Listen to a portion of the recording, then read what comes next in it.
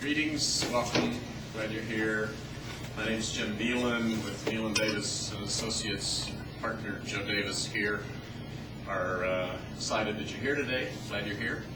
We hope to impart some information today on mobile collaboration. We have a good cast of panelists, presenters to help you out today and help us out today in understanding how mobile collaboration can work and how it can help you out in your different businesses and different endeavors. We have folks from all kinds of different walks of life, from mass relief to some lawyers to some consultants to some real estate folks, publishing folks, some manufacturing folks, medical people, and I'm probably leaving some organizational folks out, some marketing, I mentioned marketing, and Chamber of Commerce, some other folks, Sheldon, some other folks. ABR in charge, human resource folks. So we got a good cross section of folks here to be able to talk and listen to different ways that collaboration can help you out. In terms of the panelists today, we have Drew Morris from HyperOffice. He's the Chief Technology Officer there. He's going to present some information on the future of collaboration. We have Bondi Biaggi, who's the President and CEO of Metro West Chamber of Commerce, who's here and going to talk about how you've been able to use collaboration successfully in Metro West Chamber of Commerce. I won't steal any more of that. Okay. You describe that better than I could possibly do it. Ross Church is here, and he's going to describe how the BNI Holliston referral chapter has been using and can use collaboration kinds of tools and software to help out organizationally and so forth. I'll leave the rest of that for Ross to talk about. And Joe's going to wrap it up. Joe's going to start it out and wrap it up both. Joe's going to lay the land out of how collaboration software can help work within your businesses to help you get this thing going and what collaboration all means and how it can work for the workforce. And then Joe's going to wrap up the time here with a couple of ideas about how collaboration can be used in the actual workforce. So we're going to go through Joe's piece first with this overview, then the presentations from the four folks who are talking today. Then we'll have a Q&A session at the end of that, and we'll talk about where we can go from there. So that's where we are. We plan to do that in the next couple hours. If you need to leave early, I know a couple of you have to sneak out, that's fine. We'll try to catch you up later on if you do miss part of this. But hope all of the rest of you can stay and be here for the full 2 hours. So with that, what am I missing? Any questions before we actually get started? Okay. Joe Davis. Good afternoon. I saw this article and I thought it was really remarkable. It's not so much the actual result of a new age drug, it was the process that was used. This structural problem of an AIDS enzyme had been unsolved for over a decade. And using collaboration tools, they put out a challenge to people throughout the world, and in days they resolved this structural problem that had stumped science for a long time. And it was the give and take and the interaction and the immediacy of the share, where one person discovered something and said, and as most inventions occur, it only takes a spark, and all of a sudden, a new train of thought comes into play. So I just thought that was an amazing example at a very significant level.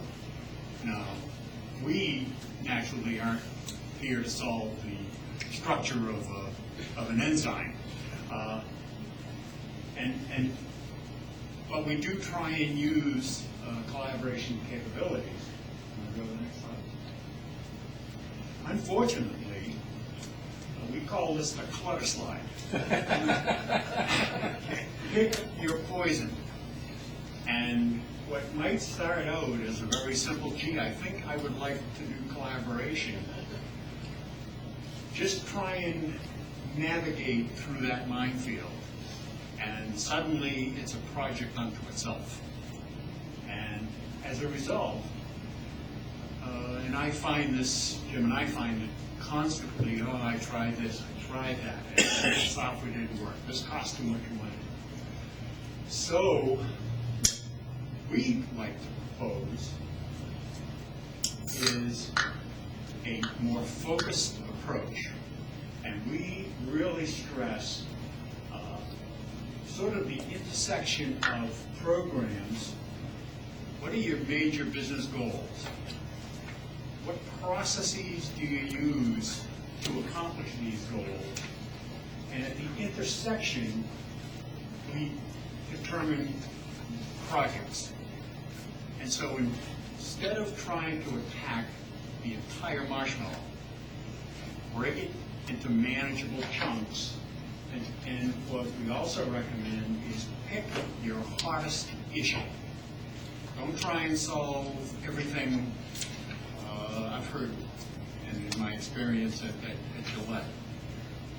The massive application, be it SAP or whatever, it takes months and months to implement, hours and hours of training, and then you find out it only solves 50% of your problem.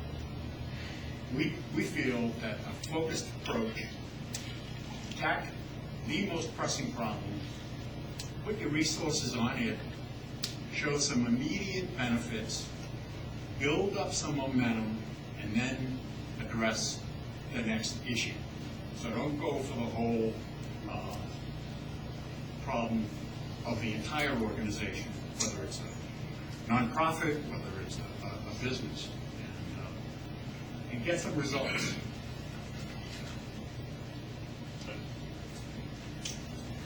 And with that, Introduce you to Drew Morris. He's the Chief Technology Officer for HyperOffice based down in Rockville, Maryland. He's flew up today this morning on a red flight this morning to be with us today.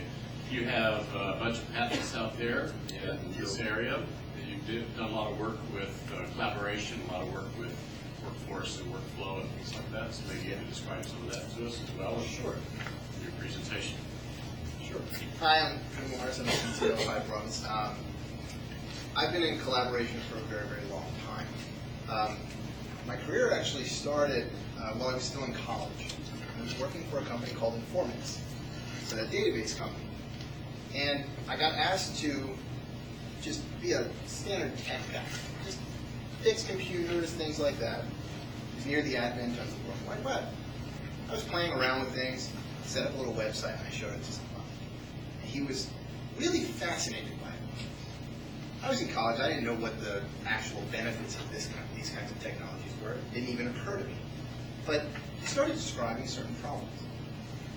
Problems that, in that day, this is 1993. So at that time was, well beyond my comprehension. I didn't understand the way that organizations work. I didn't understand any of the way that workflow happened in a large company. This was a very large company, a $1 billion+ company. What he was excited about was just the fact that one thing could be accessible to many people. To me, I was like, hey, that's how things always are. You can email something, no problem. But there was something new here. The World Wide Web was transformative. And it was transformative because organizations were able to put up data that could be viewed by a lot of people. And that data was manageable in a central location, meaning that it could be updated quickly, and it was a dynamic environment for distributing information. That was going to transform collaboration. There was no question. How it was going to do that, though, is a very interesting ride. So I'm going to talk to you a little bit about where collaboration is today and what the megatrends are for where it's evolving towards. Back in 1993, collaboration was Lotus Notes. There was no other game in town. There were some companies here and there trying to make a dent. Microsoft Exchange was sort of a glimmer in Bill Gates' eye, but it it was not even touching the enterprise. Lotus Notes controlled everything.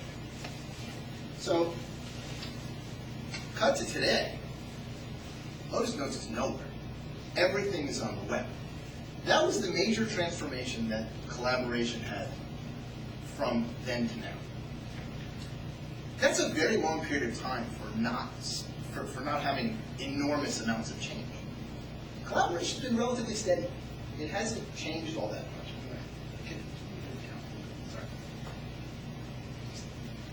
Sorry. Thanks. So, it's been relatively steady. For the last 10 years, there have been feature changes, certainly.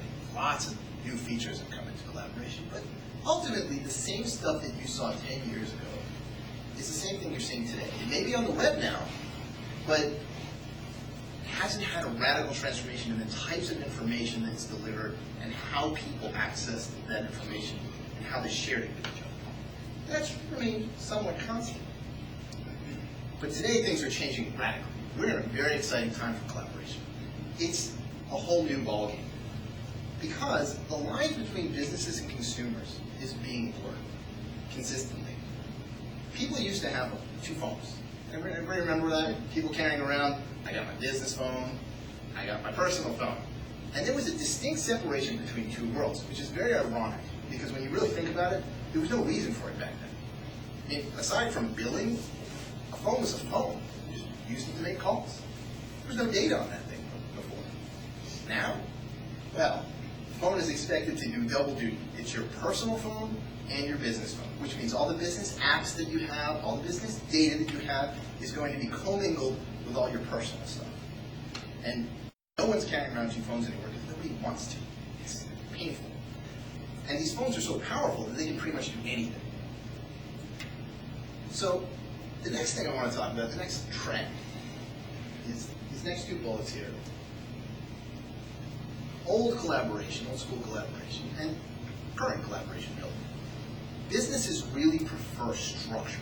They like structured data. They like the ability to group people into various buckets, departments, etc., set permissions, do all the things that businesses like to do to keep the information in one location and manage it so that they know where it is. It helps with turnover. It helps being able to access information on a timely basis. It's a really great thing for a company to have. But the workers, they want social. All of a sudden, Facebook came along, and it made things so easy. I can put a picture up and share it with 1,000 people. It's so simple. I don't have to worry about permissions. I don't have to worry about who has access to this and who doesn't. I just throw it on up there, and I don't have to think about it. If I want to send a comment to 50 people, no problem. Really easy. So there's a push-pull. The workers want that social. They want simple, easy collaboration. They don't want to have to think about all the structure. And businesses want structure because they need to collect that information. That push-pull's been there for a very long time. I don't want to make it seem like that was never there before. But before it was email versus collaboration. And the way it worked is, if I have a document and you don't have access to it and I want to share it with you, I'll just email it to you. I'm bypassing every security measure that my company probably had in place to protect that document. But we go back and forth and we work on some document together, and now that document lives in email and is completely devoid of any structure whatsoever that the company tried to place on it. And IT has been fighting that battle for a very long time. But social is presenting both challenges as well as opportunities to the IT department. We'll get into that a little bit later. The next trend I want to talk about is mobility as a whole. Obviously, it's critical to the success of collaboration. Any collaboration platform that doesn't have a mobile platform of some sort is dead in the water. You can't use it. And people expect mobility. It's how they work these days. People are starting to use their mobile devices more than their PCs. So this is a trend that is not going away. This is a trend that needs to be addressed by the organization. If it's not, people will just go around whatever you put in place. And finally, consumer-oriented services that are being embedded in these devices that are so ubiquitous, they're presenting huge challenges to IT because they create data silos. iCloud sounds great as a consumer, doesn't it? It sounds awesome. Pull out my phone, I put something in it, and it's on my PC. That's great, and it's stored in this iCloud thing. As a consumer, that sounds amazing. As an IT manager, that sounds scary as heck, because that means that my data, that I expect to be my company's data, is on somebody else's servers in someone's personal account. So if I let that employee go, bye-bye, data's gone. So information sprawl is probably the #1 new challenge being delivered into this new mobile world. The rise of mobile computing cannot be denied. We all know it. Smartphones and tablets outsold PCs for the first time last year. And that trend is only going to continue. The exponential growth of smartphones is unpredictable. People don't even know how fast this is going to happen, but it's going really fast, especially in the United States. The apps market alone is $10 billion right now and growing at 100% per year. That's an astronomical figure. It's almost hard to wrap your head around. That means that this market for smartphones is in its infancy, and it's still sucking in that much money. So let's talk about worldwide smartphone and dumb phone ownership. We look at this graph and we say, hey, there's not that many smartphones out there. Why are we even talking about this? Well, this is worldwide. We're at the early stage of the smartphone the dumb phone to smartphone conversion cycle, which means that it's only going to get more and more dramatic from here. And right now, the US is halfway through that conversion cycle. When we think of how ubiquitous these phones are and how much they control our lives, we all are impacted by it. We all know what it's like to have a smartphone. And we're only halfway there. And the rest of the world is going to start catching up, and that is going to have a transformative effect on not just collaboration software to small businesses, but as Joe was saying, collaboration around the world, the way people interact with people. You know, the example he gave about the AIDS problem that was sent, the enzyme problem that was out there. We're at the infancy of that. When every person has a smartphone, every person is connected, that message that, hey, I figured something out, what do you think about it, is going to go around the world even faster than it does today, which is almost hard to believe at this point in time. So, as an IT person, why don't I just pick one? I'm going to pick Android because, hey, I'll just standardize on that. It's easy, no problem, and I can manage one operating system. That shouldn't be too hard. Yeah, it ain't that simple. You can't bet on a specific mobile platform. Unfortunately, today, the landscape is far from clear. Android has the most devices out there. More people carrying Android phones than iPhones. Hard to believe because I bet a lot of people in this room are iPhone users. But Android actually has a larger market share right now, at least in smartphones. Obviously not tablets. But the market is super fragmented. If we take a look at this little chart on the right here, you'll see that 2.3.x, that's the version number of Android, has 54% market share. They're on version 4. Look at that fragmentation. Every single one of those platforms, of those version numbers, is different. They have different features. They have different behaviors. From an IT department's perspective, that's a nightmare. So what about iOS? We can standardize on that, right? Well, they don't have as many devices. And they certainly have a lot of apps. People love that. But Android has so many manufacturers and distribution channels. They have so much push behind them. You can't ignore it.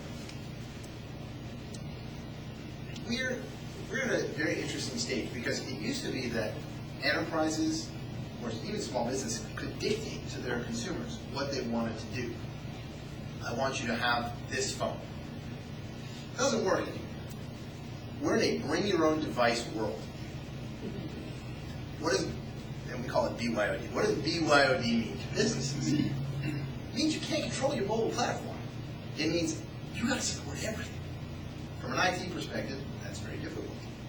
It means that company-specific applications that you may have coded for your business are probably gone. because your chance of supporting every one of those versions of the platform and every mobile operating system that someone's going to bring to the table, that's tough. If you're not a huge enterprise, you're going to have trouble. It means that consumer services, as I said before, represent a massive problem for information sprawl. And it means that you probably want to start looking to the cloud.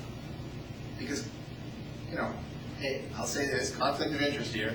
I'm representing a company that does cloud services, but the beauty of the cloud, regardless of the service you choose, is that they handle a lot of these things for you. They write the apps, they manage the platform problems, they deal with all the issues you have around mobility. So the cloud is going to address a lot of the problems that companies have. You don't have to upgrade new software, you don't have to manage servers, all that kind of stuff. You don't know the benefits of the cloud. Then we have the issue of the blending of your consumer and professional lives that we were discussing before.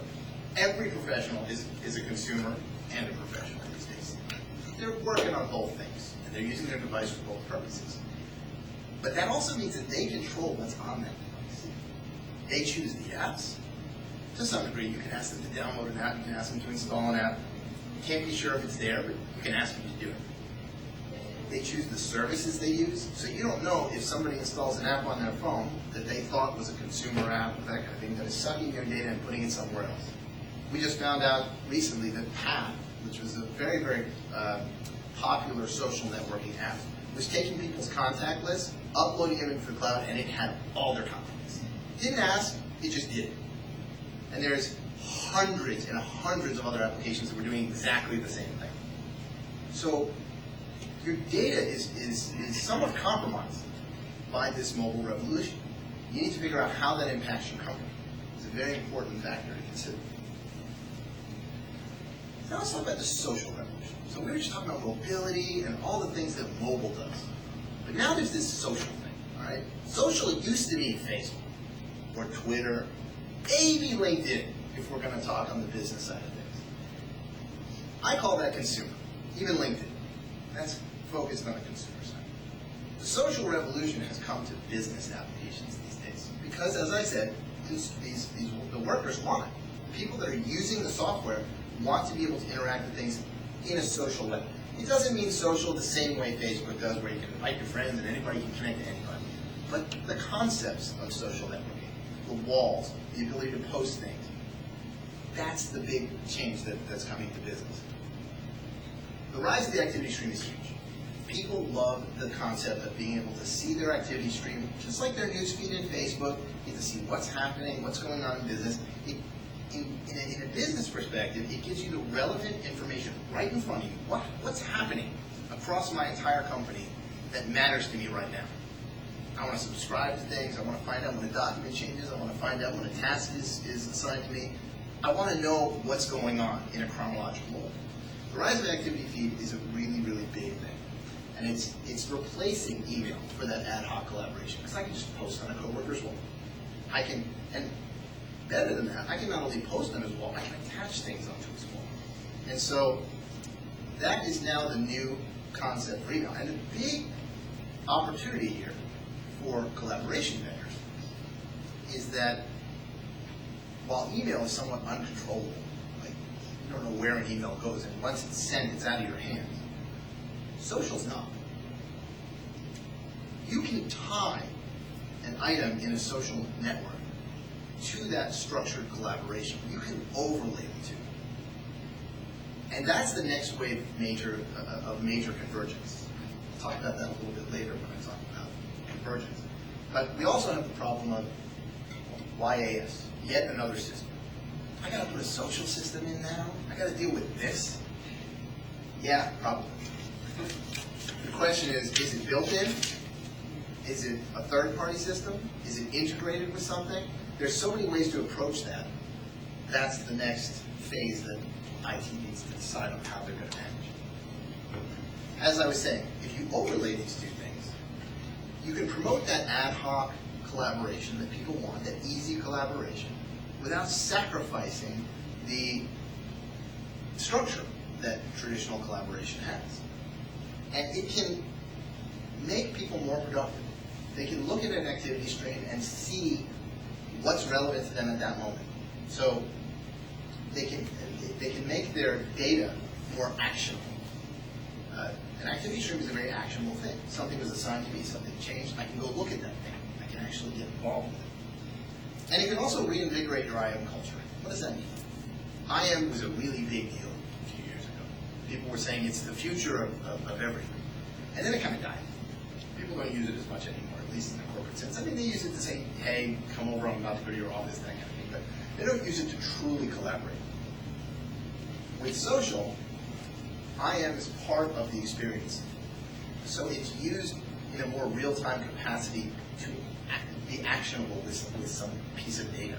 You can actually tie an instant message conversation to an actual item that's part of your social feed. So what does the landscape look like? You've got unstructured collaboration, structured collaboration, business, consumer. What's going on here? Twitter and Facebook, we all know that's the consumer side of things, right? And there's hundreds more in that same category, but let's use the big dogs to just sort of envision. On the unstructured side, you've got people like Yammer, Chatter, to a lesser extent Podio. And on the structured side, we have the familiar faces that have been around forever. You've got Lotus Nodes, Microsoft 365, which is the evolution of Exchange, Zimbra, Google Apps, put a plug-in for HyperOffice up there. Then we got SkyDrive on the consumer side, and a few others. And then you have iCloud and Google Cloud with no collaboration whatsoever. Google's changing a little bit, but at the moment, your data is kind of locked. It's a data silo. And even once there is collaboration, it's uncontrolled from the company's perspective. So what's next? Well, convergence. Everything is merging together. We live in a world where collaboration used to be, I'm going to install an Exchange server, I'm going to go and buy some piece of software, install it on my network, and that's how I get my email and share calendars. Collaboration is much more than that today. And with social, it's becoming even more than that, because that level of scheduling and task assignment, and the basics, has evolved into how does my company interact with each other? How do I find other people in my organization? How do I find people that are working on the same things I'm working on? How do I share information with them? It's not just document storage anymore. There's discussions around it. There were always discussion forums and collaboration tools. I'm not saying that there weren't, but nobody used them. I mean, how many times did any of you go into a discussion forum and post anything in your company? It's pretty rare. Very few companies actually were able to truly get a community behind those kinds of things. But social makes it front and center. That discussion is right there. Your whole conversation is in your activity stream. And that changes things. So you've got your VoIP systems, you've got your mobile systems, you've got your collaboration, and then you've got this social component. That's all going to merge into one thing. And that one thing will probably still be called collaboration. But it's so much more than it ever was. We have a unified communication convergence happening here. And managing that is a massive challenge for IT, but an enormous opportunity. And luckily, the cloud is here to help. And I think it's going to be a wild ride, but this is a very exciting time in collaboration, and I think we're going to have a lot of fun getting to that converged point. I guess you want to do Q&A now? For Drew, yeah, any questions that you might have of Drew? Well, we're blessed with Drew's presence here today, so ask away if you can, and later on we'll have more Q&A. If you have something specific you want for Drew. What is the cloud? Could you explain that? Sure. We understand. The cloud, in the simplest sense, is basically the internet. So when you think of the internet, cloud computing just means that you don't have to have your own servers. They exist somewhere else. You can just go and sign up for a specific service and manage everything via a web browser or something like that. I guess traditional software was more, I got to buy my own server, I got to have an IT guy, sets it up, he installs it. If I run out of capacity on that server, I got to buy another one, I got to manage that growth and that kind of thing. cloud makes everything sort of scale invisibly. So all you got to do is sign up for a service, configure it, learn how to use it, and then push adoption down throughout your organization. Drive adoption. That's the number one challenge to cloud computing is adoption. So there's no capacity in this one? There's no capacity when it's typically, there are some cloud services that probably have some, but generally no. There are no capacity limits. It doesn't affect security is a big question in the cloud. So every organization will have a different feeling about where they fall on the security spectrum. I feel that security is pretty well handled at this point in the cloud. It's been years that people have been working on this sort of thing, and you have large companies that are doing things in the cloud. It's not like back in when I first started doing this stuff, and we launched HyperOffice originally in 1998. There were big security questions back then. People didn't really understand how does SSL work. What is the phishing potential problems? What are the man-in-the-middle attacks that can happen? Those sort of things have sort of been addressed. With IPS systems, with various authentication schemes that people have come up with. There are pretty good, pretty solid, ways of handling security.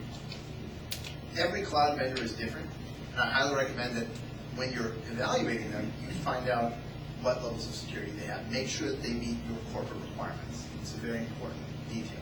So it's an excellent question. But most cloud vendors can answer the question pretty well because they've been around a long time. Do you feel there's going to be a negative effect on the need for physical office space? And I ask that from a real estate point of view, in the real estate business. Because of this mobile application, that there will be less need for physical offices because people are working out of their homes, working out of their cars, working on the roads, sitting at Starbucks. It just... I'm a pragmatist, so a true believer would say yes to that question. Okay, I don't. I personally believe that there is no substitute for face-to-face communication. There's a certain amount of efficiency you can get from using these sort of tools, and they're wonderful for organizational, things. Brainstorming works better when you're with people face to face. Other things like the ability to sit down with someone, draw something out on a whiteboard. Yeah, you can do it with WebEx. There's tools out there to do it. People just aren't comfortable with it. I don't know if that's going to change. Certainly the generation, the younger generation, that's 14 and 15 right now, they might actually, they do. That's how they socialize. My cousin is, now she's actually in college, but I still remember when she was about 15 years old, I was sitting at a table. I took her and one of her friends out to lunch, and they were texting each other. Sitting next to each other. We were talking about you. And it blew me away. I can't comprehend those kinds of things. I don't understand. Too, and that's why I asked the question, because it seems like the younger generation can communicate that way, the way we are communicating right now. They can, but there's a certain amount of interface. There's a certain amount of efficiency you get from being physically with somebody in the same location, and I don't think most companies are willing to sacrifice that. Now, a 2-3 person company can be distributed. They may suffer from a little bit of efficiency, but their gains are huge. They don't have the overhead and that sort of thing. But when you're talking at a large scale, there's too much efficiency to be gained by being local. Even just overhearing somebody on the phone has a big impact on how things work on a day-to-day basis. I mean, how many times have you been sitting near a coworker and they said something and you went, we need to talk. That's not going to work. Or, that's a great point. I'm going to use that for something in my next conversation with someone else. Those things will never go away. So I personally think that real estate's not going anywhere. He's going to think about it differently because he's thinking about it as the user interface. But the fact is that what he doesn't see in today's architectures is there's an enormous amount of real estate used for all the computing power and everything else you need, and you mentioned the cloud, and therefore you don't have to contend with that from a real estate point of view. Yeah, that typically tends to be in less attractive locales. So, I mean, from a real estate perspective, I think when you're talking about data centers and things like that, they're targeted around very, very different things. Instead of being targeted around where's the easiest place to commute to, they're targeted around where's the best, peering relationships and Correct. things like that. So it's a very different ballgame, I think. But it's a different kind of real estate. But you have to very deal valid. with. No, absolutely And valid. you're thinking mostly where people are that would be trying to communicate with each other. But the fact of the matter is there's a lot of infrastructure behind a lot of today's architectures. When you transition to the cloud, most of that disappears. Well, I think with the cloud, you've got people that don't necessarily have to be in this room. They could be in this room in China or India or somewhere else. Absolutely. And that company could be paying. Well, my company is an excellent example of this. We have people all around the world. We have our offices in Rockville. The majority, we have about 20 plus people there. But we also have developers, graphic designers, all over the place. And they all use HyperOffice to communicate with us. We share our documents there, they submit projects there, we assign tasks there. Everything is sort of done in that collaboration environment. And so it absolutely is a wonderful way to communicate. It has the ability to transform a business. But it doesn't necessarily mean it's an either-or thing. It just means that you can extend your resources. And I think a lot of companies will do exactly that. They'll extend where they can. You probably aren't going to want to do that for your partner that typically sits right next to you and you communicate with on a day in and day out basis, and you brainstorm and you work on strategy together and that kind of thing. But for farming out a graphic design thing, that works perfectly. On the security issue, is the challenge if you're using a vendor who's providing cloud services, unauthorized access to it, or once you leave one cloud vendor for another, knowing that all the residual information has been truly wiped in the previous vendor? I guess major your concern. concerns. Yeah, I think your concerns are whatever you think is the more important thing to you. I think from a perspective of whether your data gets wiped out, I don't hear that very often as a question. It's a reasonable question, certainly, but people don't ask it that much. But usually people just wipe out data because it's economical to wipe out data, because if they keep your data around forever, then they're losing money because that storage has costs in it. It's typically either unauthorized access or, for some people's perspectives, a lot of if you're dealing with regulation type stuff, HIPAA, things like that, there's a whole set of security concerns. If you're dealing with financial, there's FINRA, there's a whole set of security concerns. If you're dealing with European stuff, that's safe harbor laws. There's probably 50 different laws that come into play. And I think the majority of security questions we get tend to be around that. Most people are comfortable that SSL is SSL. It keeps you safe. People do financial transactions on that. Why can't they throw their collaboration stuff over that? That usually works out fine.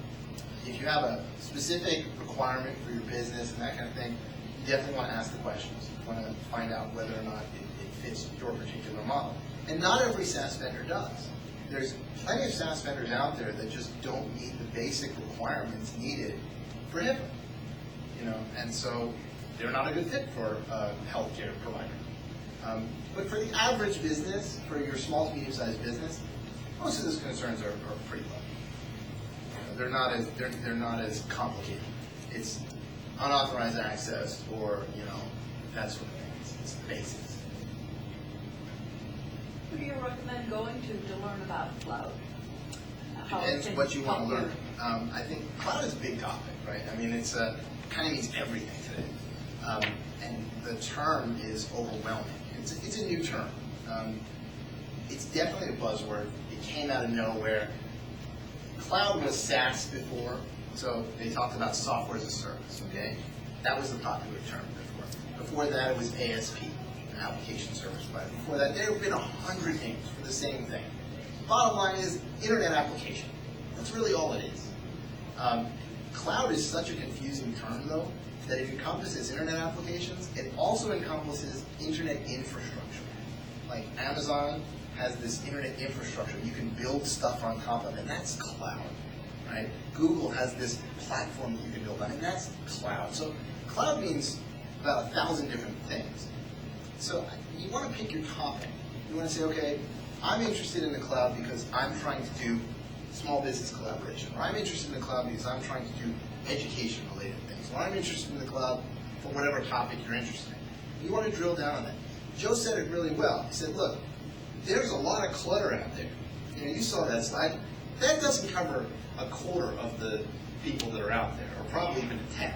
There's hundreds upon hundreds upon hundreds of people out there delivering cloud services. And navigating it is hard. There's no question. The best thing to do is pick your topic and then drill down.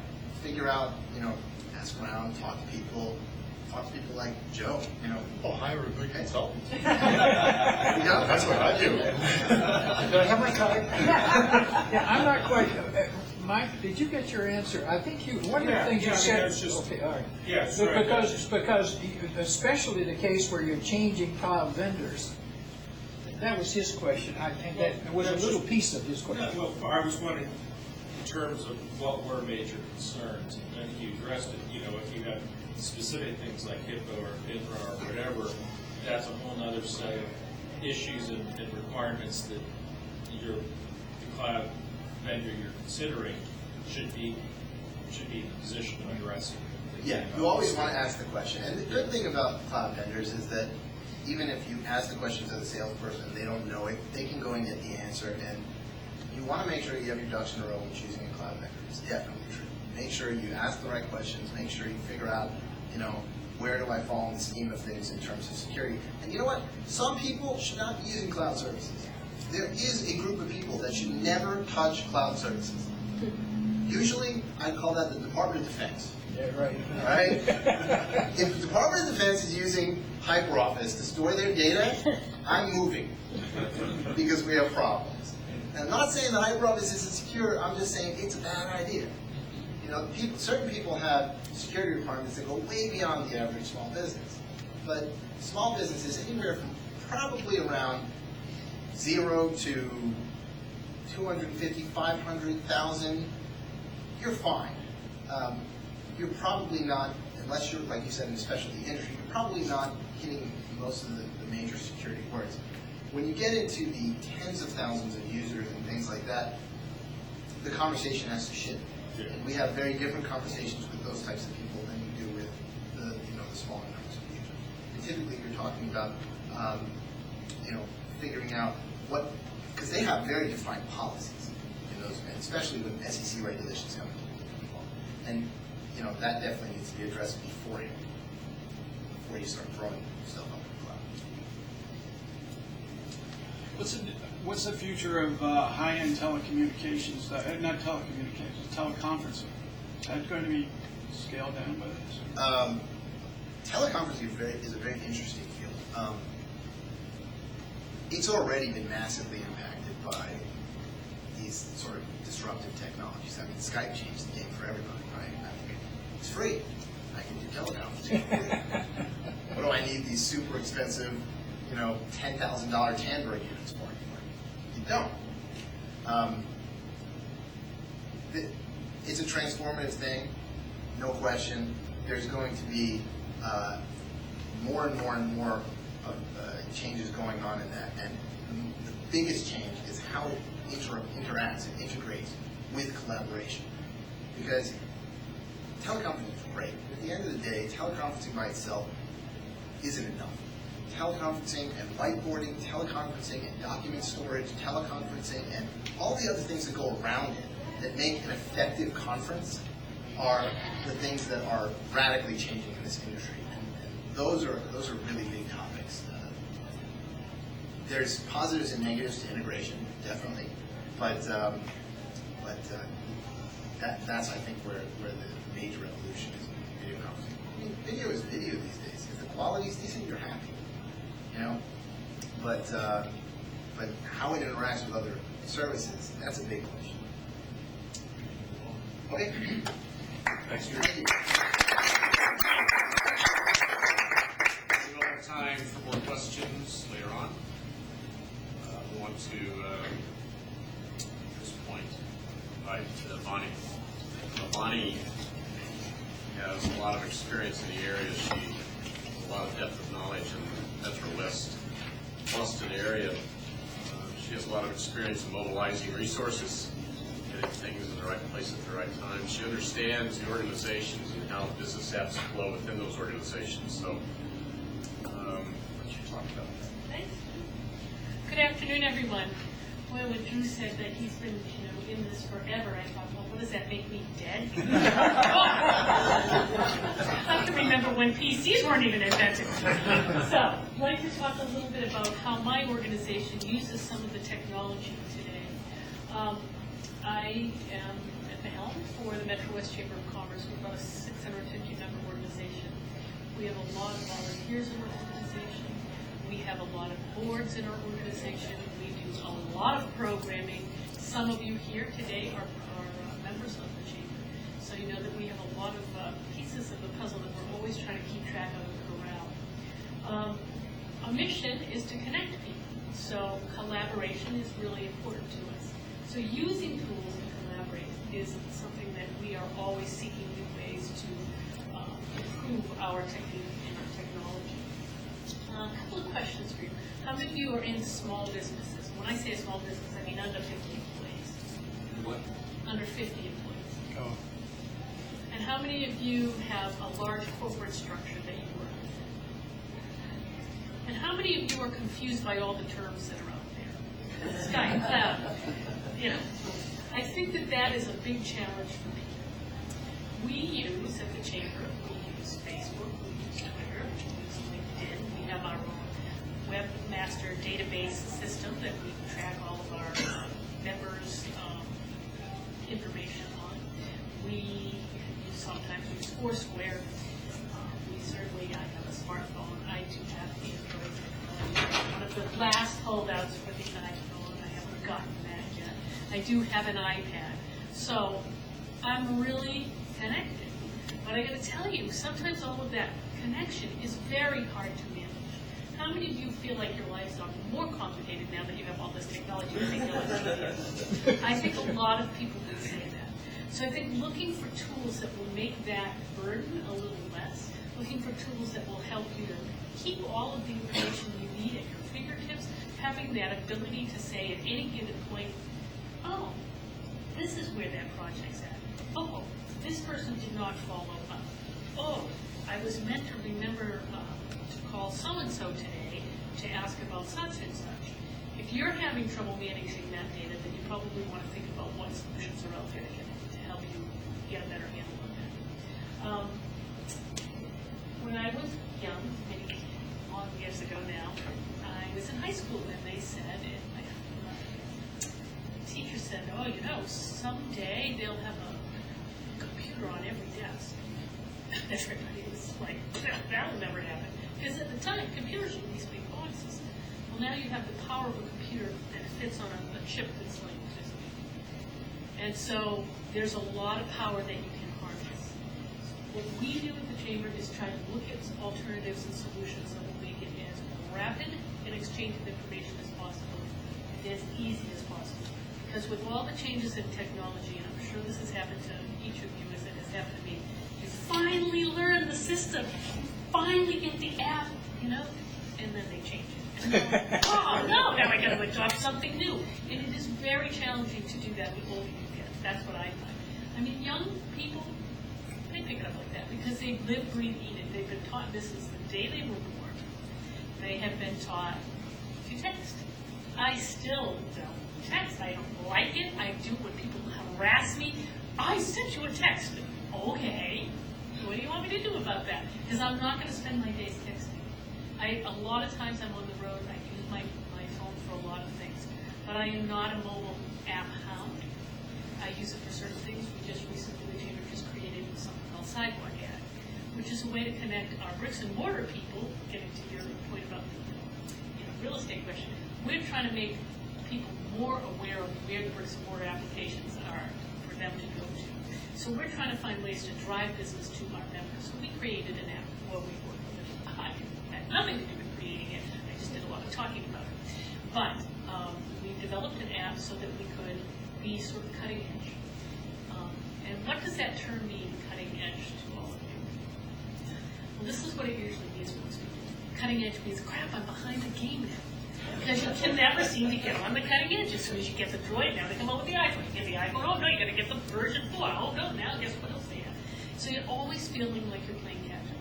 So having in your toolbox some kind of an application that maintains all your data, keeps it in one place, a database management system can be very, very helpful when you're a small business or a mega business. You know, it's very fortunate for companies like Boston Scientific, which is right down the street, or MathWorks, or Genzyme Robotics. You know, they've got thousands of people employed there, and they have teams of people dedicated to managing their IT, their information. Most of us don't have that kind of resources. Those kind of resources are limited. So it's up to us to decide how are we going to manage our data. So I used to work at the state, Commonwealth of Massachusetts, and traveled all over the state doing business development. And it was a very challenging role because I was never in front of my desk. So the state implemented a database management system. It was brand new. This is a few years ago. Brand new. Lieutenant Eric was like, oh my God, we'll never get this. But I have to tell you, that really was a helpful tool for me. I am the kind of person that needs to and likes to keep track of information. And I do that because I know that that's going to ensure my future success, especially if you're in an environment where the governor is calling you up saying, why didn't this proposal get generated, or I need that press release, or whatever it might be. If you can't access that data, you're not going to be as successful as you'd like to be. So a database management system can be very helpful. At the Chamber, we run dozens and dozens of programs and events, so we have a lot of information to keep track of. We have volunteers, a large pool of volunteers that we work with. We have to keep track of what projects, what pieces of the puzzle they are involved in, and keep data for us for. We have a lot of board members who like to give us input, to send us emails. So being able to track all of that information is important. The biggest event that we do is called the Taste of Metro West. It's huge. It's a lot of information to corral. We have exhibitors, we have community partners, we have Board of Health information that we have to, we have all kinds of marketing collateral that has to be kept track of. We have all of our financial components. You know, has this person been contacted regarding a fee for this? Do they want electricity in their building? There are a lot of moving parts. And in the restaurant industry especially, they're not really good about getting you information on a timely basis. So you're always hounding that information, always trying to get that information. And it's very easy to lose track of the details. So this year, we were very lucky. We had Joe and Jim talk to us about using hyperlogics. And so we test piloted that. And this is not a commercial, but I just want to give you a sense of what our experience was. So we were able to create, I had nothing to do with that, but Joe and Jim were able to create a system where we could start to track all of that information. And we had a whole bunch of volunteers, and as well as staff, that utilized that system. We had people putting in data about the exhibitors. They would go to the restaurant, they would drop off information, and then they would come back and say, dropped off with, and they would have the person's contact name, so that you knew at any given point, you could go back to Paul and say, I know you've spoken with Joe, and he said you were interested. How about if I drop off some table cards for your restaurant? So we always had like a live, real-time way to track where the activity was in the process. And for an event like the Taste, when you have, 1,100 people come to that event, that's a lot of people.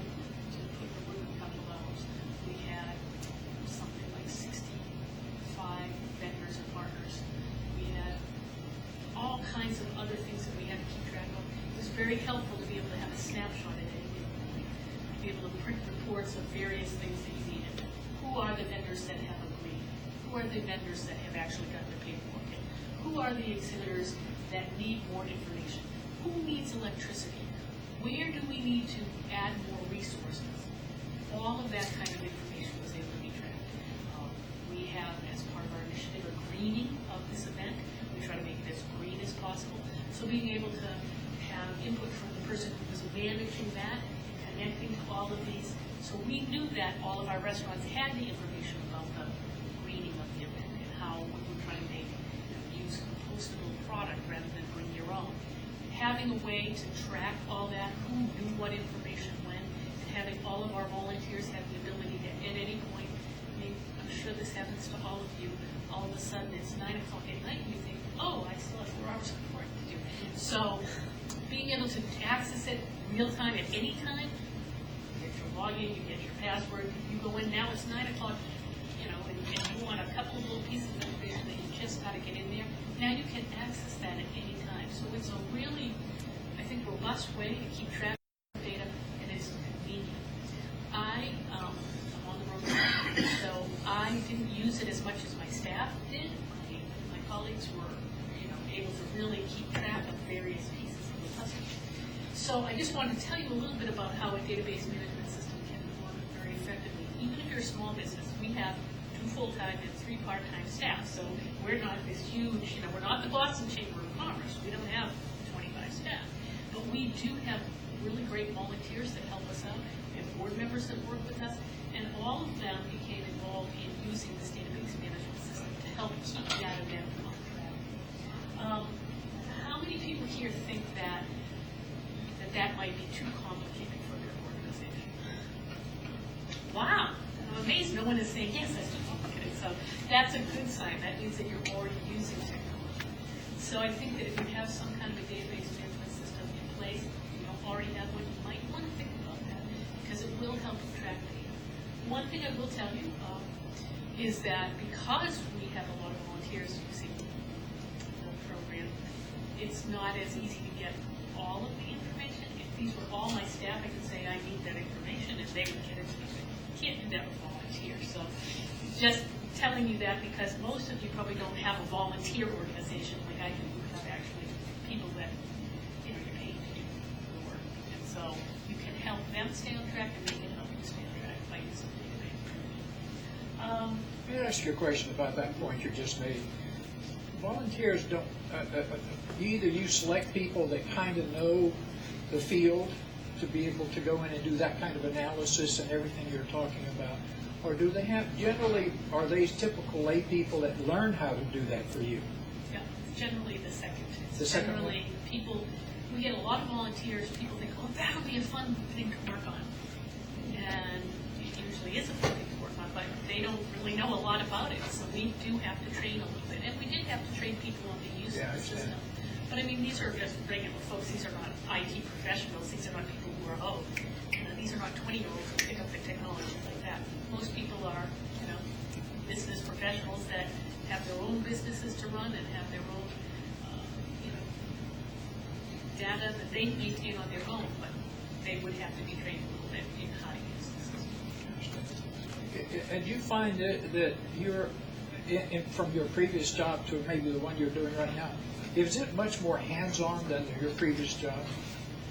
By that I mean is you really sound like you're right into the data.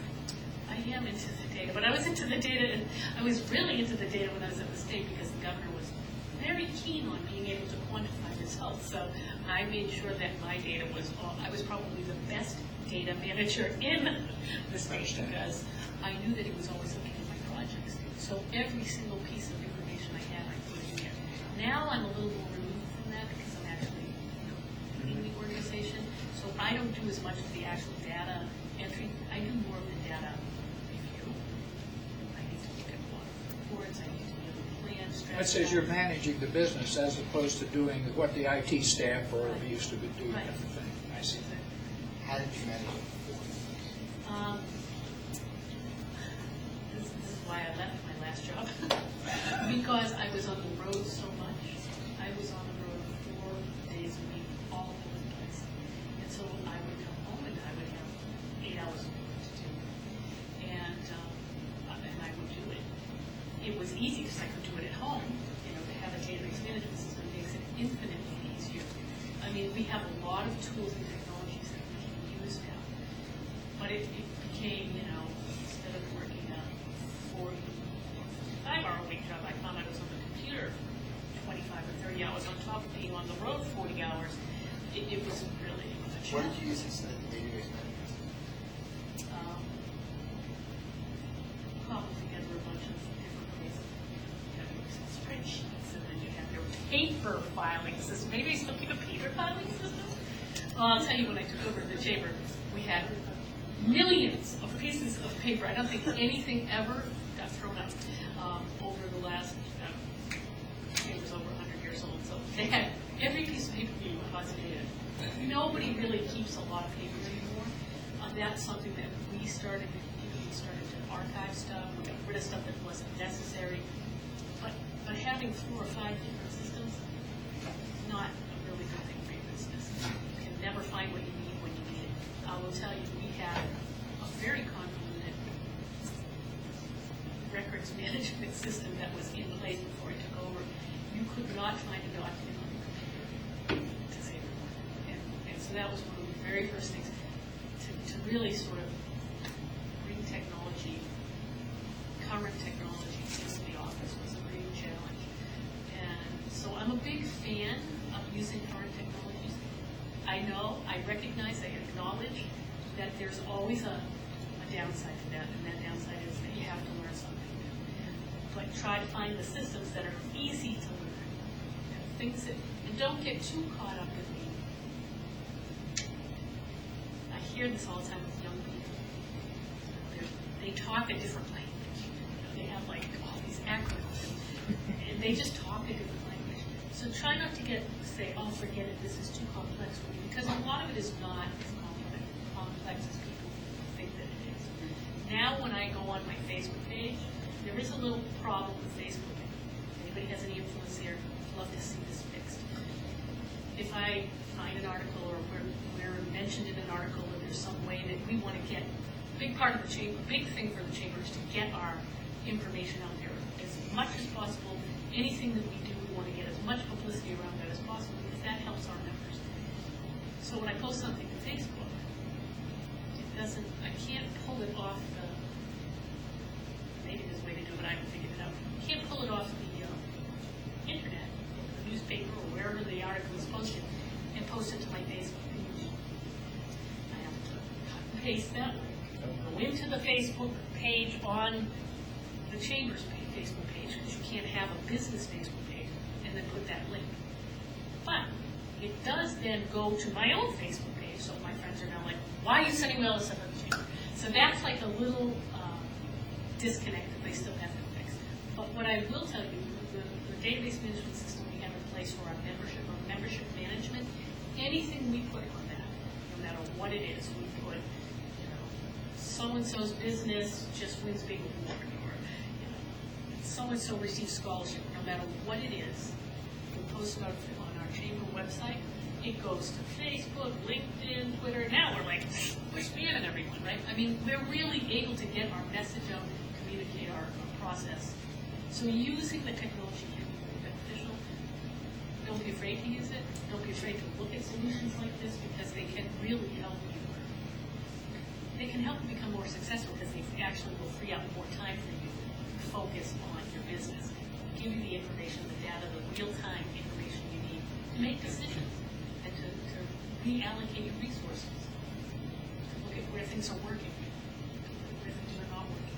It gives you the tool as a manager of your business to really be able to say, okay, here's where the problem lies, we're going to correct it. This is going great, let's keep doing the work. It gives you that opportunity. Whereas if you have just a paper system or 25 Excel spreadsheets in a computer file somewhere, you'd have a lot more trouble assimilating that information, and it certainly wouldn't be as comfortable. So that's my little Dr. Cook. Good, thank you. Thanks, Bonnie. Any questions, Bonnie? And she'll still answer emails at 10 o'clock at night. I do that. Sounds good. Moving on to Ross Church. Ross is the president of the Referral Hub BNI chapter in Holliston. You have, what, over 30 members right now, is that right? 31, I think. Your goal is to meet the chapter goals, make sure that those chapter goals are met throughout. And you're going to describe some collaboration tools as you actually use them to manage the chapter. So, Ross. As president of the BNI chapter, my personal task is relatively simple. All the work is done by the members. We're an organization, as Jim said, about 30 strong. They're all volunteers, so we can't be directed to do one thing or another. We're in the process of trying to get them indoctrinated into the benefits of the total office system. I became one of Joe's, one of their early clients, went into it, and as Joe was explaining the benefits of total office to me, it became very clear that this was a great way for us to manage activities and communicate within the chapter to supplement what the BNI franchise already had for tools. Their process within BNI was very limited, very focused on just BNI, and had very little flexibility for us as a local chapter to tailor to our unique situations. So we set it up as essentially 3 users, starting with the members, then stepping up to the leadership team, and then finally up to the president. So each one of those levels of organization became a member, a user on the system. And we structured it that way. We also set up a 4th user that we call a temporary user. It can be turned on or turned off as the need goes forward. For example, you have a visitor day coming up in a couple of weeks or in a week or so, and all of the preparatory work for that has been going on over the last 6 weeks. When that's done, a month or so after the visitor day is over, we can turn that user off and stop paying for it. As another event, another activity comes down the road, we'll be able to set another user in place and start paying for that user. So the cost is able to be controlled in such a way that it's more feasible for us, so we don't have a long-term cost that we're looking at. As we go into the site, this is our actual site for Total Office. I don't know how many of you have actually seen it and gone through the demos, but this is our live site. This is my personal page as the president. It's got a great console here with the mail system over here, calendar, document, contacts, projects. All of those tools are all integrated so that I can go into one system, whether it's at my office, whether I'm out on the road. I can use my smartphone to communicate with this Total Office. And I don't have to carry this bloody thing around with me everywhere I go. Just that it stays. That's a problem. I've got my smartphone, and that's much more easily managed. I'm going to talk about this a lot as it relates to BNI, but early on it became clear to me that it has more uses than just for the BNI purpose. I wear actually several hats. I'm the president of BNI. I am a homeowner, so I've got my honey-do list that has to be managed. I'm a small business owner, so I've got a lot of projects and tasks and activities to manage there. And all of those I'm able to incorporate into the Total Office package and keep it all condensed, all in one spot, so that I don't have to run all over the place to keep activities going. What I want to do next is go to the BNI portal under the groups.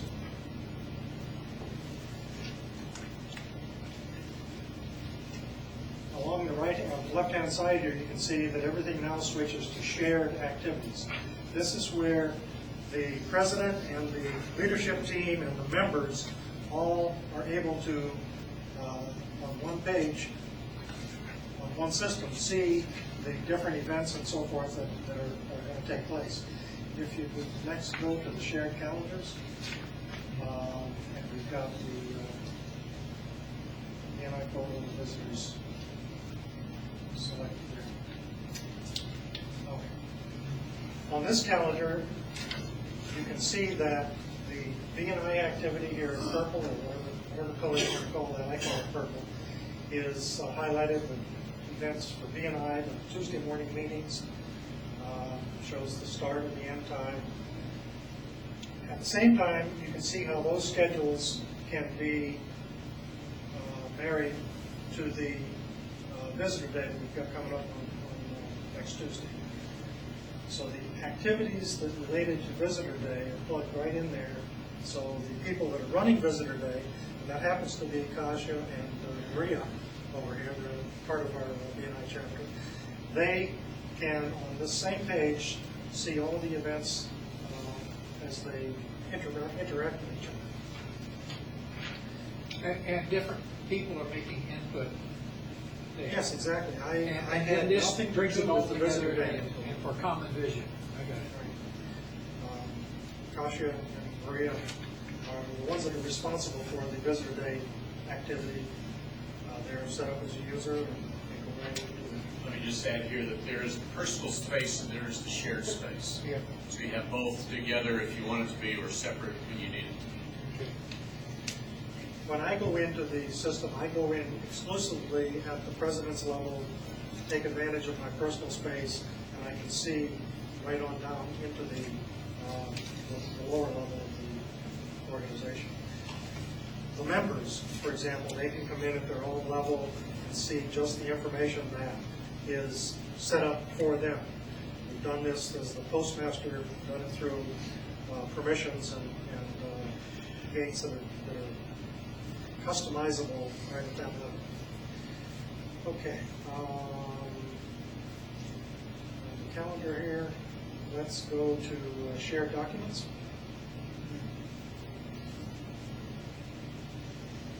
This is an area where, although BNI has a lot of documents, a lot of reports and so forth available, what I've been able to do is to upload here documents that are not necessarily on the BNI website. These are some of the unique aspects of our BNI chapter. We've got the chapter roster here. We've got a dance card. That's basically a card, a sheet that we track our one-to-one meetings that we have with each other, so that we're continuing to develop our relationships, to understand what services and businesses are at play in the organization. It's a relationship business, a referral business, and it's key that those relationships are maintained, that we meet with other members on a weekly basis so that we can be more comfortable with referring business to each other. So that dance card tracks that activity. We've got a bio sheet. Every member is allowed to speak 10 minutes, probably every 12 or 13 weeks, about their business. They get 45 seconds every Tuesday, but every 13 or 14 weeks, they get a full 10 minutes to talk more in depth about their business. Part of that presentation is a bio sheet. That's available on the BNI website. It's harder than the dickens to find. Everybody is saying, where can I get that? Where is it? Just change the system so it's even more difficult to find it. People will become more familiar with it, but I've done a shortcut and put the bio sheet right there so they can get to it. Let's bounce next to the shared projects. Shared contacts. I'm sorry, shared contacts. And we're going to look at, what did we say, Andrew Carini?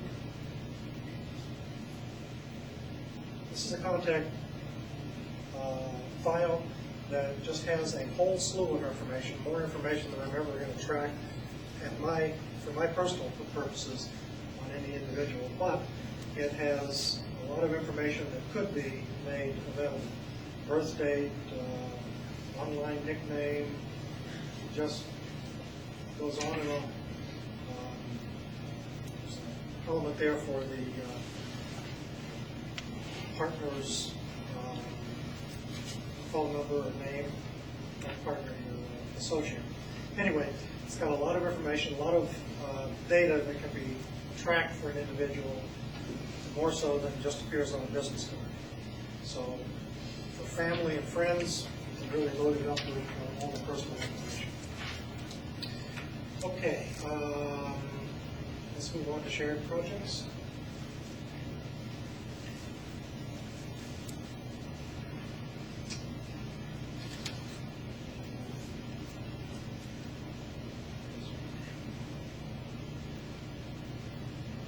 This, our friends Katya and Maria have set up the tasks that are related to pulling off a visitor day coming up next Tuesday. Within each one of these, they've got different dates. I'm sure this has yet to be updated with the finished activity. Sorry. As the projects move forward, they can be identified with when they've started, what their progress level is, whether it's 85% complete, so on and so forth. So let me try this. All projects up there are things you are personally, because this is you're driving this, right? Well, this particular project list is being driven by... No. I'm talking about all those under all projects right there. Different people are doing those kind of things. Yeah. Yes. Yeah, and an example of one is Visitor Day with their driving. Right. And since you're interested in that, you can bring that up and see all of those or pick and choose at the same time. It's the power of the president. That's okay. That's what I'm trying to figure out. So it's at a user level, different users get different access to, Administration. Right. You can view everything, we can only view some of the stuff. Okay. That's true. Could you click on one of the projects? I'm sorry? Could you click on one of, like, Yeah. prepare invitations?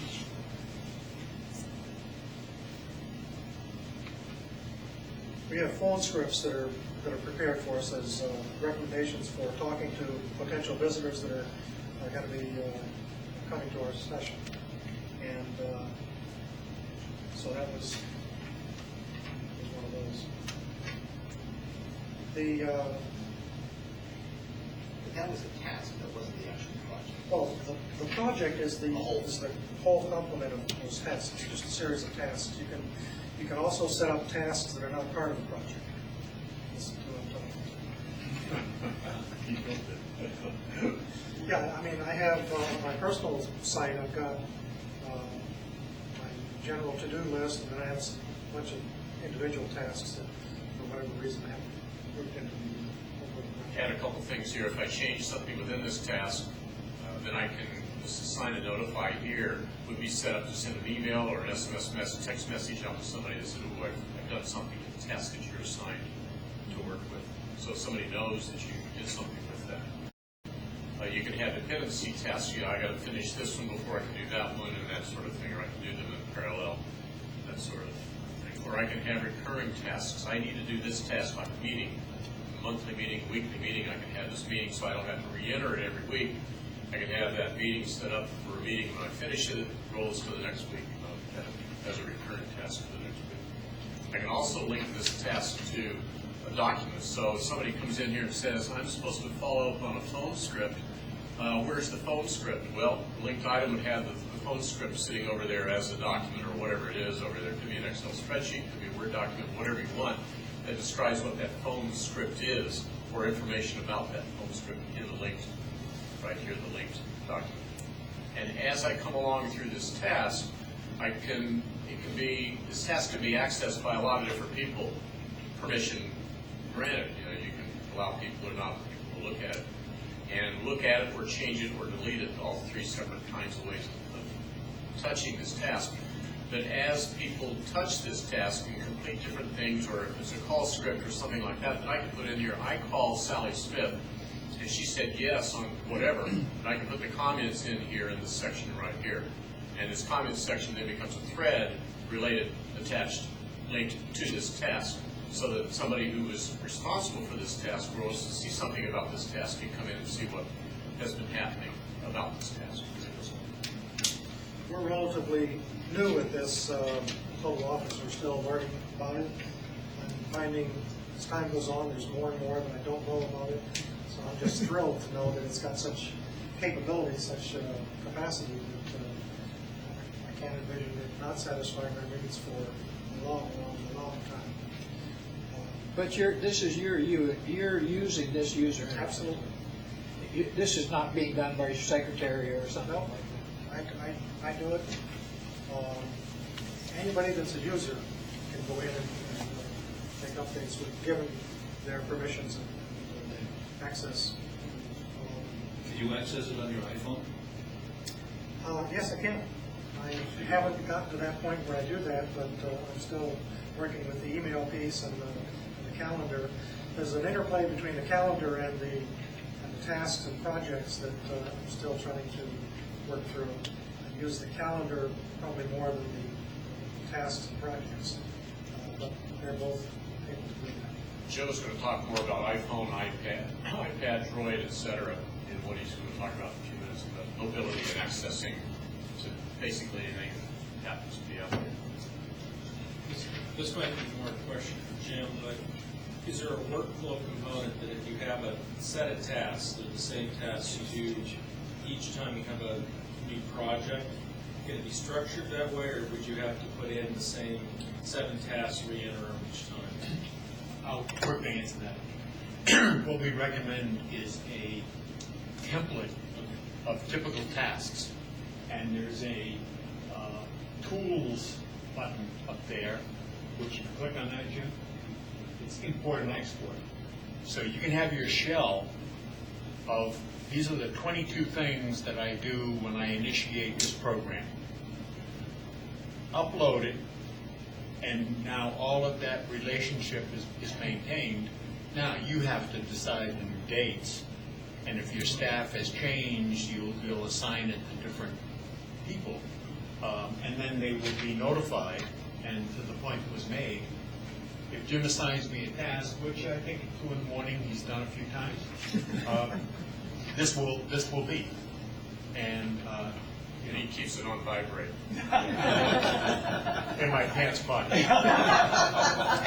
On the other side of the room. Yeah. But to your point, yes, and this is also important.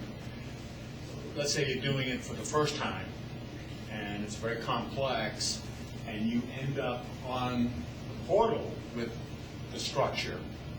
Then you export it, and you bring it down either as a comma separated value file or an Excel file, and store it, and then you can just reuse that template with the ability to edit, etc. as you go along. So yeah, it's not a reinvent the wheel concept. It's build on it and keep building on it.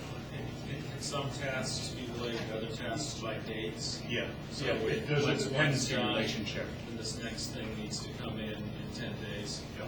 And it gets into the Gantt chart here, which we don't have time to show you. Yeah, no, I just, Yeah. I Dependencies and levels and subtasks and subtasks and things like that. So, Maria and Kasha, take note of that. We can use these as templates for the future.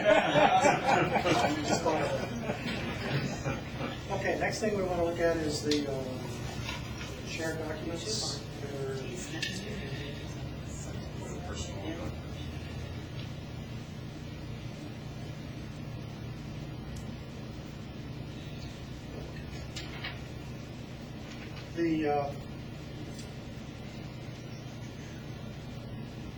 No, I wanted to go Want to go down in groups, under groups shared documents. shared documents. Let's go to the members review.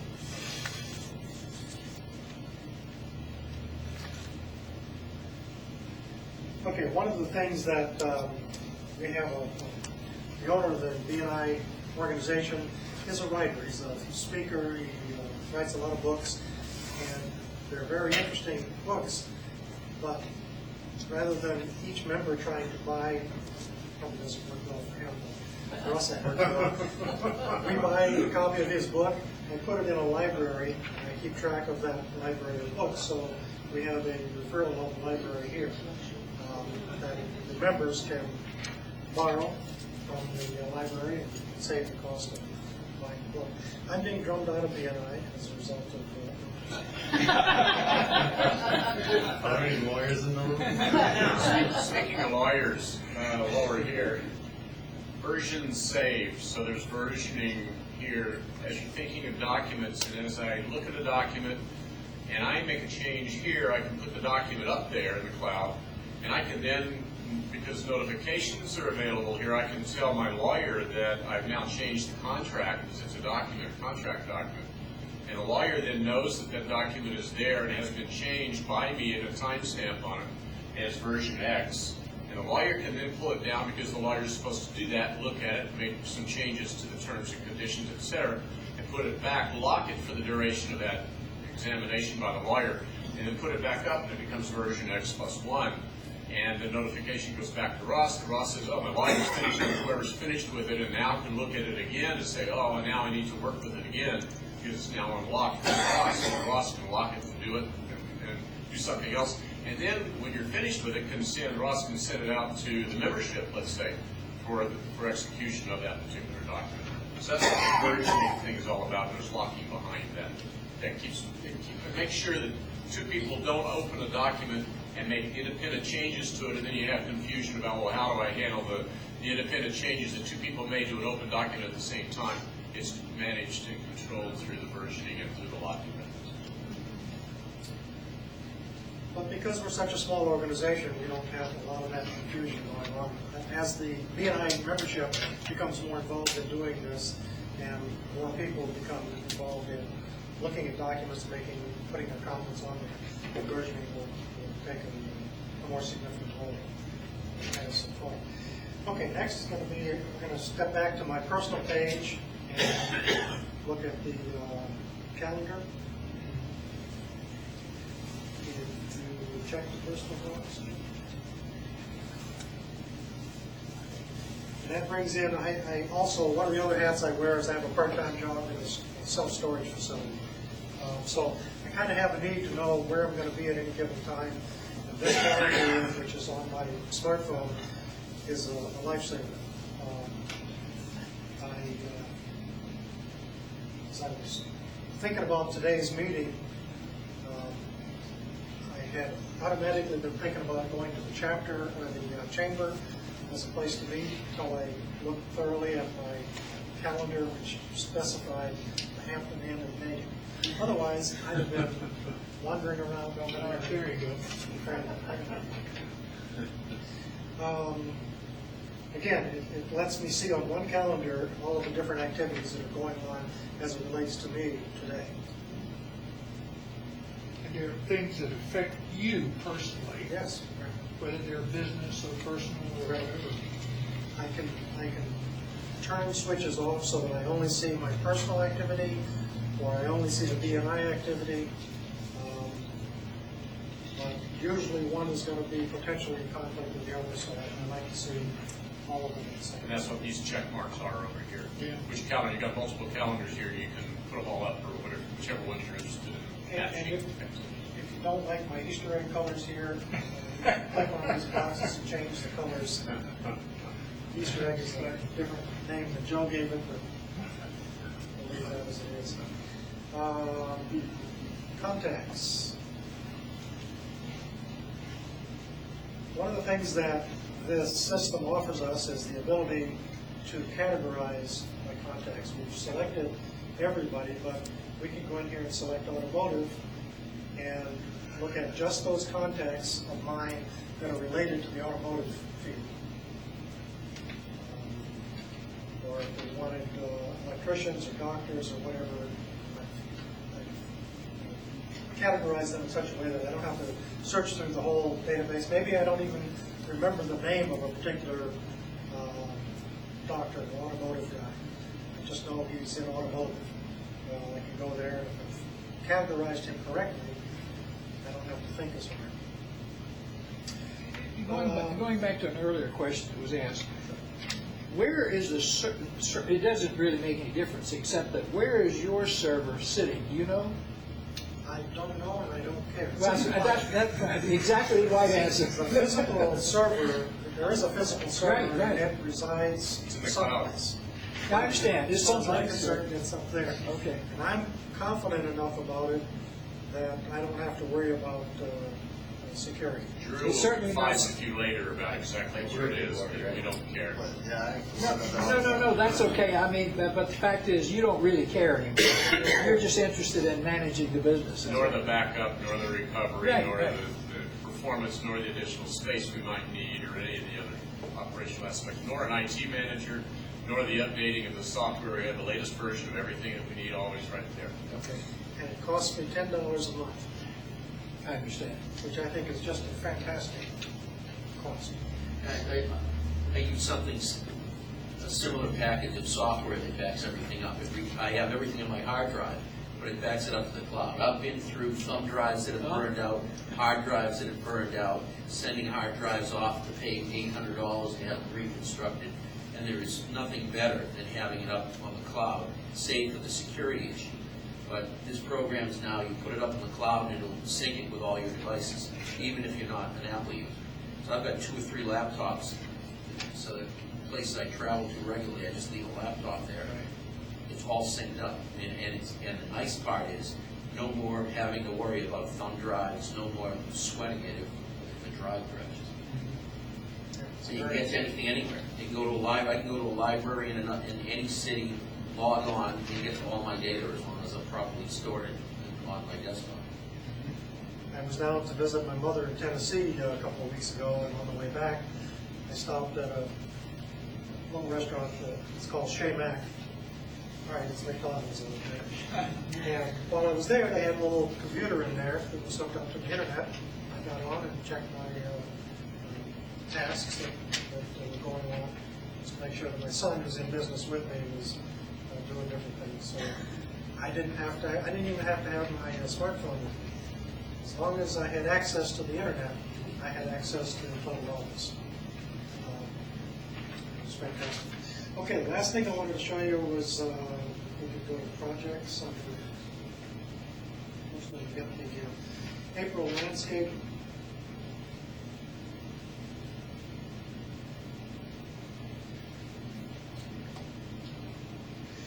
This is for my business. I'm a landscaper for the month of April, and I have identified a number of tasks that are essentially getting my business taken care of for the month of April. I can sort them any way I want. I typically sort them by due date. Some of the tasks have not been identified with a start date yet, and those show up first, and then followed by the due date of the tasks that are still open. The completed tasks fall to the bottom of the list, and on this screen they've got a line drawn through the task back. So, on one document, on one sheet, one screen, I can see everything that I need to do for that project, which in this case is for the landscaping business for the month of April. And every day I get up, I print my schedule for the day, I print my tasks, and I've got a live update list of everything that's going to affect me for that day. That concludes this portion of today's program. Any questions?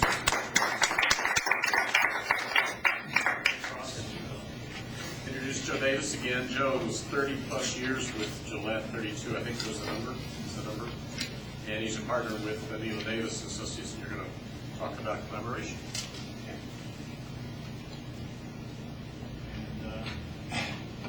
Obviously, it's a very, very big subject. And I'm also covering, if you noticed in your invitation, we're going to have the president of New England Energy speaking, and at the last minute, he was engaged in a critical business issue. But I would like to share one of the points he wanted to make, because we've been talking organizational, small business. What Irv uses it for, and the title of his talk was Contact to Close.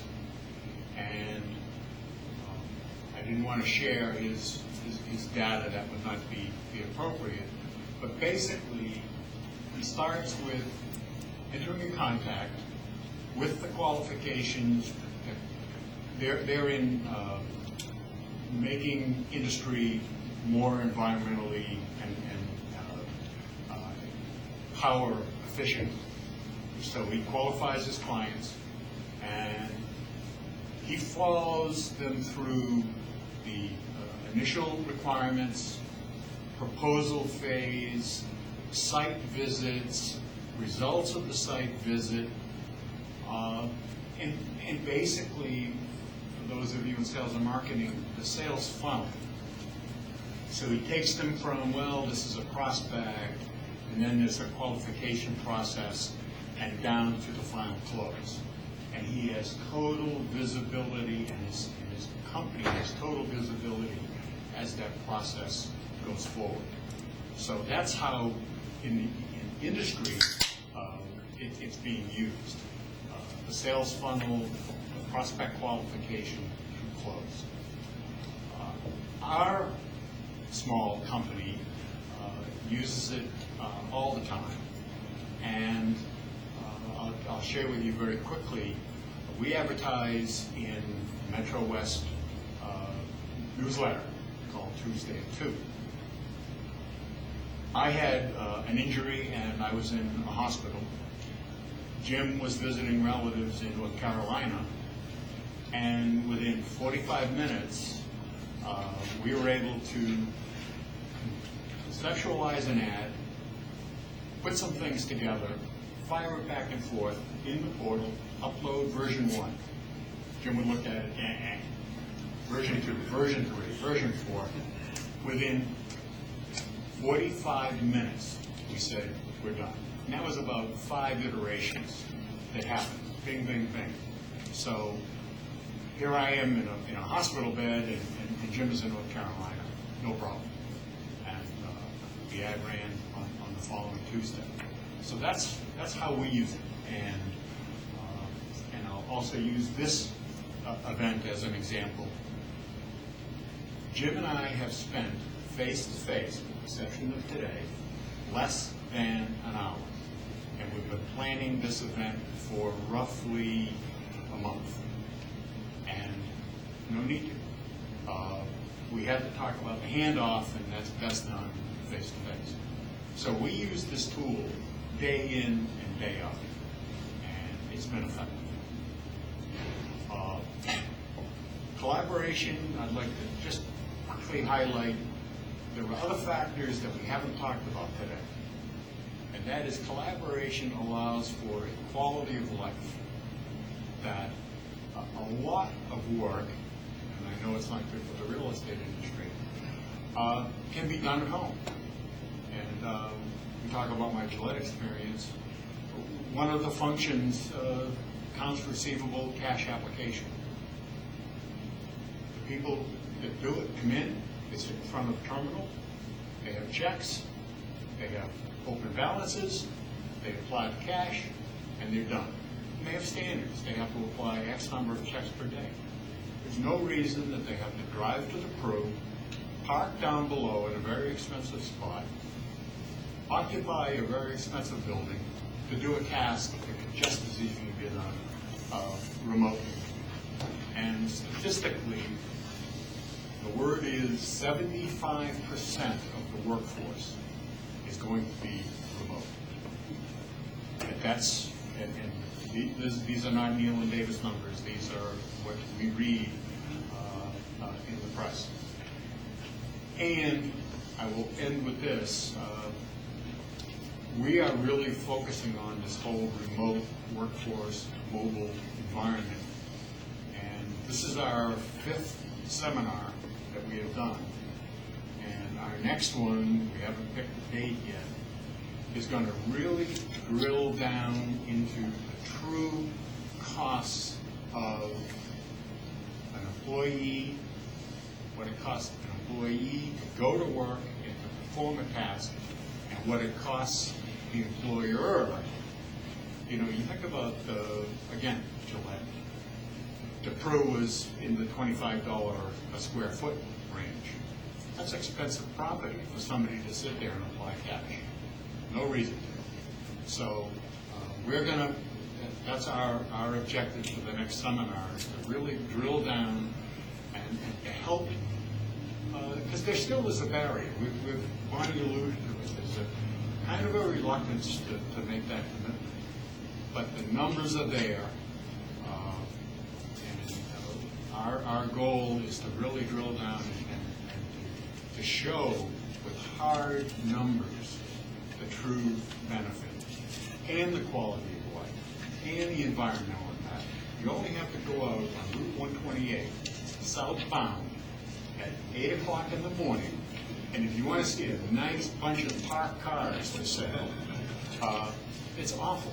And just think about the environmental impact. And I know Neil is really into the environment and the green movement, and we all should be. So we want to be part of it, and we think that our consultancy is geared to do that. So with that, I will conclude, and thank you all for being here. I hope you found it informative. We enjoy doing it, certainly. We learn all the time by virtue of this. And as I said, we're going to continue to dig in because I think it's a very exciting field to be engaged in. And with the tools that we have, reasonably priced, that's the end of the sales pitch. Next job. So that's our program. We want to open it up for Q&A, for questions and answers, and see if there are any other questions you might have. Drew, Joe, Ross, Bonnie had to leave and answer for you at this point. And we have, by the way, we have the room till tomorrow, so we can.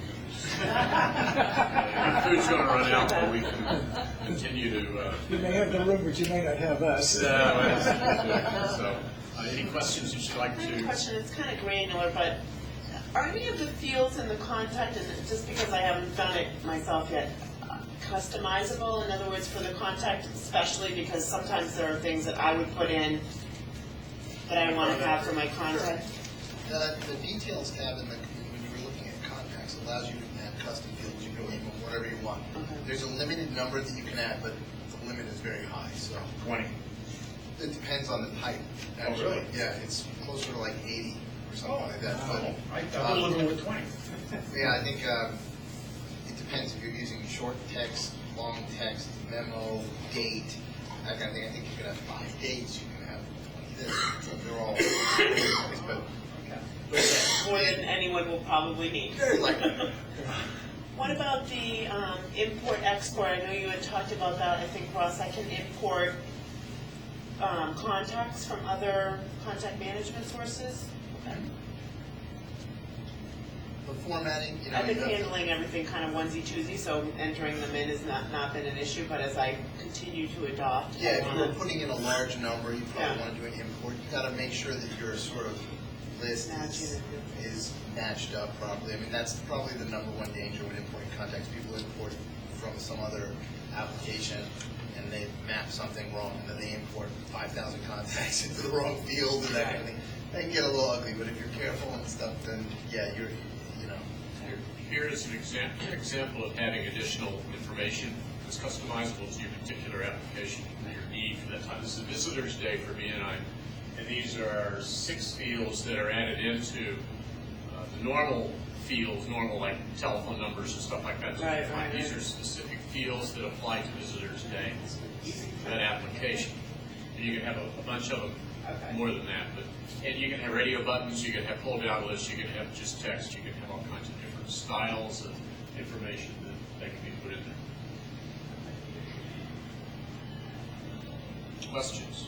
How does this work as a tool for CRM, for customer relationship management? You track emails that you communications you've had with customers, maybe it has to do with the customizable fields, but would you need to still have like a batch book or a Salesforce in addition to this? Or is this, would this cover that? I have, in my user area, my Verizon.net is my POP. So anything that goes to Verizon, and that's a family, account, my wife and I, it pops into my HyperOffice account. So everything I need is right there. And just like Outlook, it has folders.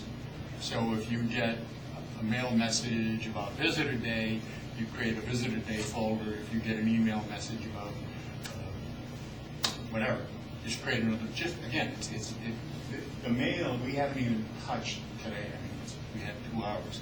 We were really focusing on the collaboration aspect. But this is, sound like a commercial, I'm sorry, an absolutely fully integrated environment. To give you an exact example, we've been talking about the cloud because this is what this is all about. For 32 hours, I was in the air to India in March, and I needed to do some work on the way over to India, and I did not have access to the cloud. So this stuff all syncs to whatever you might have access to, in my case, Outlook. And so I had a PC and I had it on the plane, and I was able to do this stuff in Outlook and answer emails, and I wasn't able to send them because I had no access, but I could prepare them for sending. When I landed in JFK, in Kuwait City, in Mumbai, I was able to send them to each of those points and send them off to receive the next batch and then work the next cycle. So it's not only cloud-based, but it's collaboratively based in a server and a client architecture as well. So what we're saying is this accommodates a lot of different workflows, ways of doing business, but it all starts and ends at the top. One other thing to your point, you can also tie certain things in the suite together. So like they said, it's a fully integrated suite. So let's say you have an email that is specific to a certain contact that you have. You can go and link that email to that contact. So you can go see all the emails related to that contact. You can link a document, so you can see all the documents related to that contact. So depending on your needs for CRM, this can usually meet the majority of your needs. There are cases where you may need a CRM package if you are a much larger organization, let's say, and you need to do, let's say, pipeline management. Not a great use case for this. And by pipeline management, I mean real pipeline management. You figure out, your funnels and all that kind of stuff. But even for basic pipeline management, this works quite well. We have plenty of people actually using it for that. But for some of the more complex niche things, a true CRM solution might be a better fit. But for the majority of cases, this is and even medium cases, this fits. So you can link a project in emails and tasks to a particular client. That's correct. On there. Okay. And I'd like to add to that what I started with in terms of the clutter slide. This affords a nice way to find out if indeed you do need to make that quantum leap into the more complex, but for a very reasonable price and no capital, no long-term license commitment. This is a way to find out, oh, it doesn't do this, it doesn't do that. Then you ask yourself, is that critical? And if it is, then fine. But you now, when you approach that new solution, you have built requirements that are real, not imagined. And I could go on for days about dealing with users who had imaginations, and when they actually got the initial release of the software, and I experienced this, none of what they thought they wanted were now required. I said, oh, it does that? I'm done. And so this is a really cost-effective way to keep hands-on. Look at it as a pilot, and a no capital, low cost, learn, come up with real value judgments based on fact, not emotion. So, It's an excellent point. I'll just add to that one thing, is that, there are, like we said, a lot of different things in the cloud. You have what I call point solutions. Point solution is something that is dedicated specific to one task. Let's say document management, or another one just for task management, that kind of thing. And so there are so many products out there that there are times where you may say, okay, I only have one requirement, so maybe I'll go to a point solution. My argument against that, and granted, I'm biased, I will say that, but my argument against that is that you don't know what your requirements are going to be as an organization as you grow. And so I recommend that you pick a tool that will grow with you as a company. That even if you're only doing one thing right now, if you, let's say, put your documents over here, and then you go and choose another solution for tasks later, and then you realize these two things aren't linked, I have information sprawl. And information sprawl is a really dangerous thing for companies, So you want to take a look at anything that you're evaluating in the cloud and think, how does this work for me long term? Not how does it work for me right now, how does it work for me long term? And the total office concept gives you the ability to sort of play around a little bit. And it's very flexible. It allows you to say, okay, I'm going to start with just using this one little section, and I'm going to move over here, and I'm going to attach this document here, and that kind of thing. It gives you that level of flexibility, whereas like a point solution would have you in a much more limited environment. And like they were saying, you can explore it. You figure out that, okay, wait, this is great, it does all these things I need, but now I need more advanced functionality in one particular area.